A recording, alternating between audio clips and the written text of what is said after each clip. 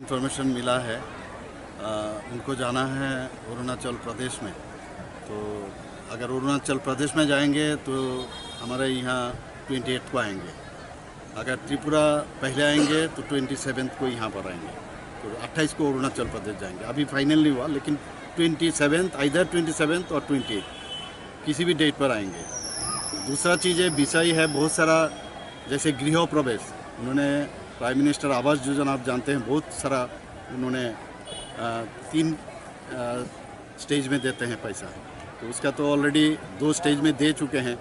तो बहुत सारा घर जो है ऑलरेडी पूरा हो गया। तो उसको गृह प्रवेश हम लोग कहते हैं। तो इसको इनॉग्रेशन करने के लिए उन्होंने आ रहे हैं। बाकी बहुत सारा है, फाउंडेशन ले करेंगे।